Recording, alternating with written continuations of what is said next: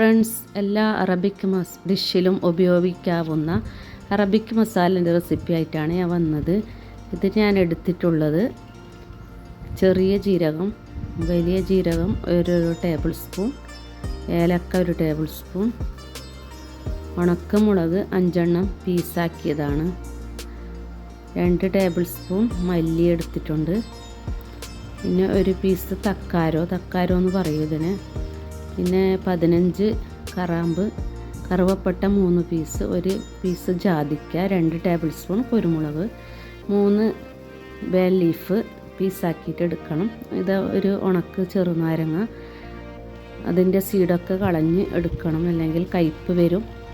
ഇത് സൂപ്പർ മാർക്കറ്റിൽ നിന്നും ഓൺലൈനിലൊക്കെ വാങ്ങാൻ കിട്ടും. എൻ്റെ അടുത്ത് ഗൾഫിൽ നിന്ന് കൊണ്ടുവന്നിട്ടുണ്ടായിരുന്നു. അങ്ങനെ ഓടൊക്കെ ചൂടായി വന്നാൽ അതിലേക്ക് ഈ മസാലകളൊക്കെ ഇട്ട് നല്ലപോലെ വറുത്ത് റെഡിയാക്കിയിട്ട് എടുക്കാം. കൈയെടുക്കാതെ ഇളക്കണം, അല്ലെങ്കിൽ കത്തിപ്പോവും, കരിഞ്ഞു പോകും. അതുകൊണ്ട് നല്ലപോലെ ചെറിയ തീയിൽ നല്ലപോലെ ഇളക്കിയെടുത്ത് വറുത്ത് റെഡിയാക്കണം. അങ്ങനെ മസാലകളൊക്കെ നല്ല പൊരിഞ്ഞ് റെഡിയായിട്ടുണ്ട്. ഇനി നമുക്ക് ഇത് പാത്രത്തിലേക്ക് തന്നെ മാറ്റിയെടുക്കാം. തണുത്തതിന് ശേഷം നല്ലപോലെ പൊടിച്ച് റെഡിയാക്കിയിട്ട് എടുക്കേണ്ടതാണ്.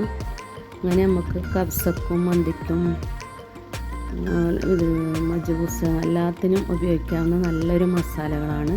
വീട്ടിൽ തന്നെ ഉണ്ടാക്കാം, അതുകൊണ്ട് കടയിൽ നിന്നൊന്നും വാങ്ങേണ്ട ആവശ്യമില്ല.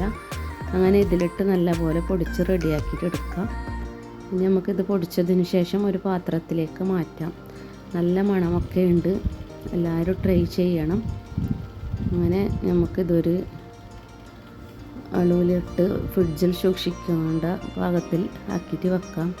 1 മാസം വരെ വെച്ചാലൊന്നും ആവില്ല, ഇതുപോലത്തെ ജാറിലിട്ട് വെച്ചാൽ മതി. അങ്ങനെ എല്ലാവരും ട്രൈ ചെയ്യണം. വീട്ടിൽ തന്നെ ഉണ്ടാക്കാവുന്ന എല്ലാ അറബിക് ഡിഷിലും ചേർക്കാൻ പറ്റുന്നതാണ്. അങ്ങനെ ഇഷ്ടപ്പെട്ടാൽ ലൈക്ക് ചെയ്യുക, ഷെയർ ചെയ്യുക, സബ്സ്ക്രൈബ് ചെയ്യുക. Thank you.